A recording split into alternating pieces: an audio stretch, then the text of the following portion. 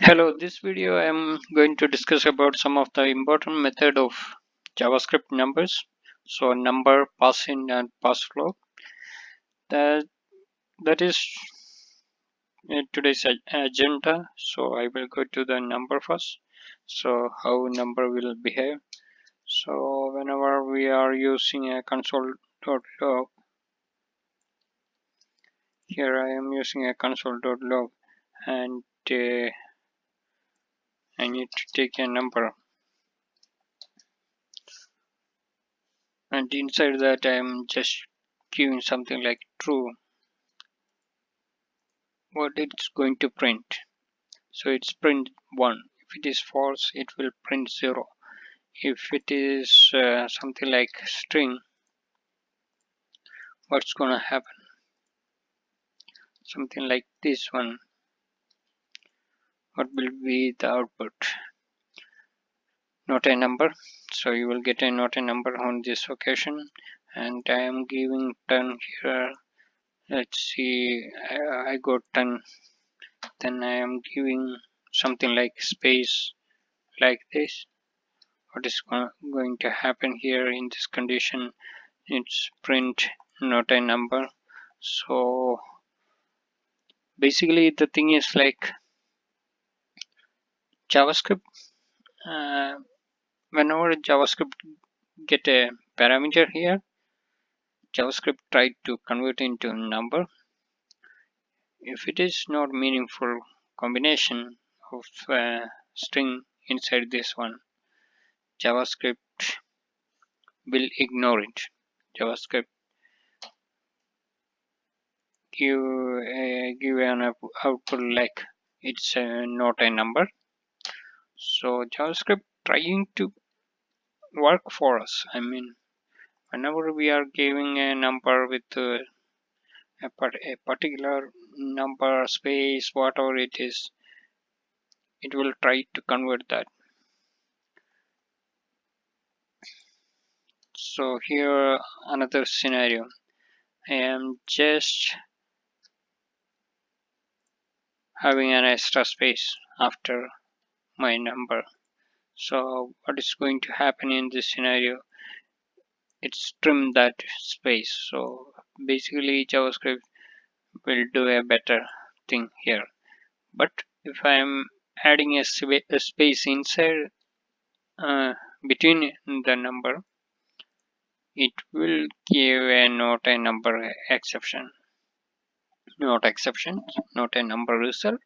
So JavaScript is trying to help actually. So that's why JavaScript is number is working. The other method, parseInt. So usually parseInt parse a string and return a whole number. So let's see how parseInt will work. So parseInt will work exactly same like number, but if I am giving this one, how it will work? It took only the first 10. After first 10, I got a space. So just they are taking a substring of 10. So the remaining they are just throwing out. So that's where JavaScript is doing for parseInt. And even if you are giving something like this one, it only pass in. It will not pass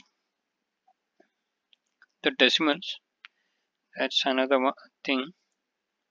And even if it is, you are providing like string in front of a number, it will not pass.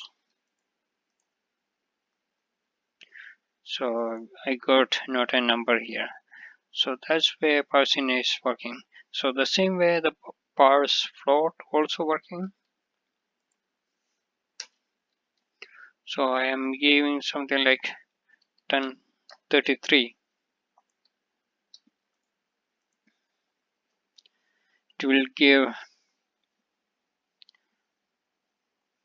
It yeah, sorry, I forgot about this one. It should give 1033. Yeah, I got 1033. Then if I am giving something like this one, it will give 10, same like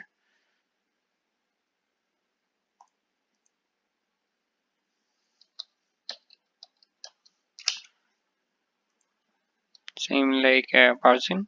So right now I'm using just, so even if it is a float or integer, everything come under number, right? So that's also the other one. So number properties. So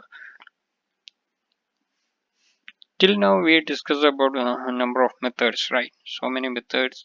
So in this video I discussed about number, parseInt and parseFloat. In last video I discussed about value of to precision, to fixed, to string, to exponential. So all of them are methods. So I need to talk about some of the properties. So maximum value return the largest number possible in JavaScript. Minimum value returns the largest number possible in JavaScript. So you can see, we can see that here. So I am here, max value. So let's see what is going to happen here. Okay, so max value we cannot use directly like that. So we need to use, yeah, we need, it is a property, right? So number dot,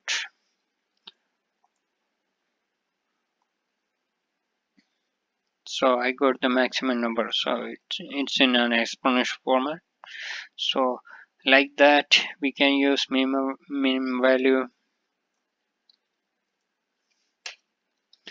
So min value, then what else we have? Positive infinity represent the infinity.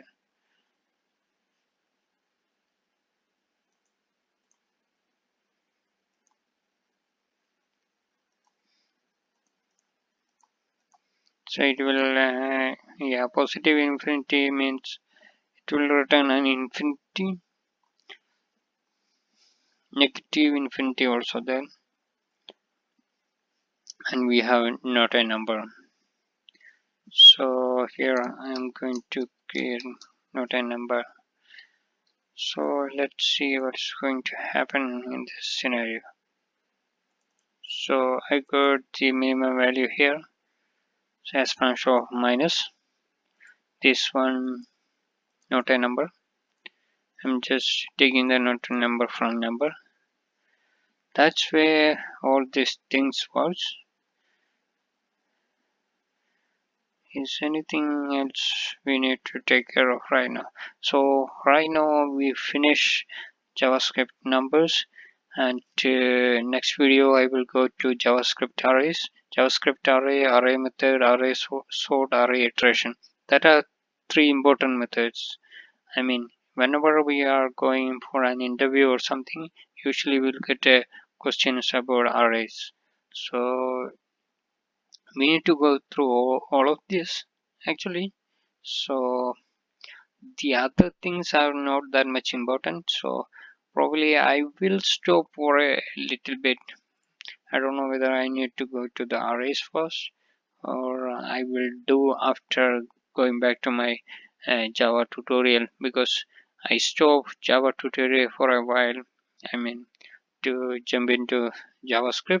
So right now I am thinking to going back to JavaScript again, Java again, and I will do some programming, probably some coding interview based on some questions, and after that I will come back to JavaScript arrays.